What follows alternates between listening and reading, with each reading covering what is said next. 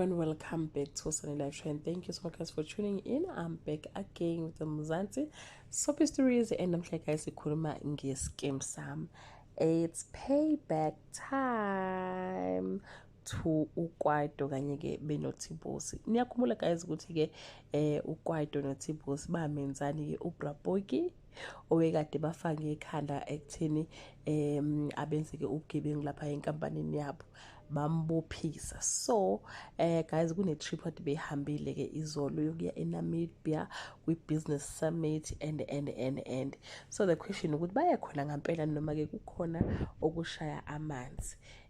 Abantu ke la inkundla zokuxhumana balokhu beshila ukuthi akubuye sengazi ukuthi bazobuya labaya. So mangabe ke ucheck ke ama-teasers athi ke uLizzy will receive unexpected news.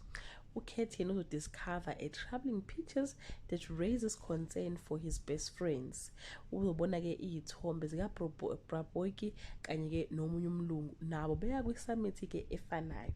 Bese kuthiwa ngolesihlanu kuthiwa two businessmen vanish without a trace. Nobody will know ukuthi ke uTibosi kanye ke noKwaito bashonephi. Kusho ukuthi ke bakidnapiwe guys. Bakidnapiwe, they are not coming back. Angazi guys ngophela uKwaito ushiya unkosikazi okhulelwe lapha ekhaya ukuthi ke kuzokwenzekalani. Ama writers abafuna ukusibona si happy. Inkosi yami abafuna ukubona si happy futhi abafuna ukubona leya couple I happy guys njengoba babekade benza ke ku pre-rehearse. So on Monday bathi uCaptain babeyile will vow to leave no stone unturned in the search for missing businessmen. Oma businessmen are missing guys ilawo two okuKwaito kanye ke noTibosi. Bese bethi ke ngolesibili uMaky place blame on Mapitsi for what has befallen Tibosi.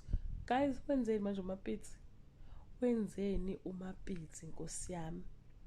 So injalo ke guys indaba they will be missing. Asazi ukuthi bayobuya nini, bayobuya kanjani, bobesaphila noma bebengasaphili. Kodwa nje guys this might be the end of oyedwa wabo uTibosi noma ke uKwaito. But ke guys we are hoping they'll come back alive and continue with the storyline. If ukuthi storyline lapho sabo asipheli manje. So that brings us to the end of this video. To leave your comment below and share your opinion when ufuna ukuthi le story se unfold kanjani. But nje guys baphoseke emgodini wezingwenya okwangempela. Bye.